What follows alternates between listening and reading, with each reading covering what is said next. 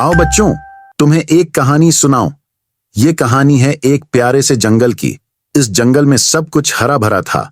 बड़े बड़े दरख्त थे, साफ हवा चलती थी, परिंदे गाना गाते थे और जानवर खुशी से रहते थे।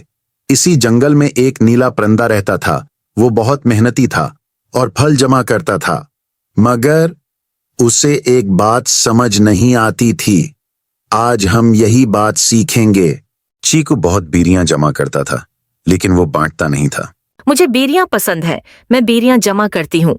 खरगोश और गुलारी दोनों बहुत भूखे थे। वो चलते चलते चीकू के पास आए। उन्होंने प्यार से कहा, हमें भी थोड़ा सा खाना दो। चीकू, मुझे भूख लगी है, क्या तुम थोड़ी बेरी दोगी? चीकू, मुझे भी भूख लगी है, थोड़ी बेरी दे दो। नहीं, ये सब मेरी है, मैं किसी को नहीं दूंगी। चीकू ने न दिया। वो उड़ने लगा और चला गया।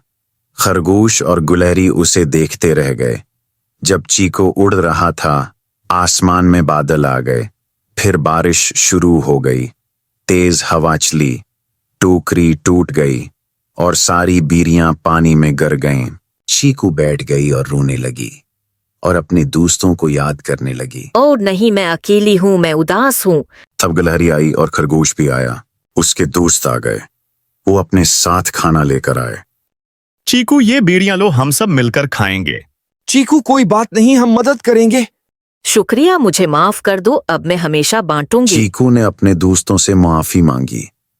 दोस्तों ने प्यार से उसे माफ कर दिया। सबने मिलकर खाना खाया। चीकू बहुत खुश हो गई। इस दिन के बाद चीकू ने बांटना सीख लिया। Baby Bella Bird, baby Bella Bird.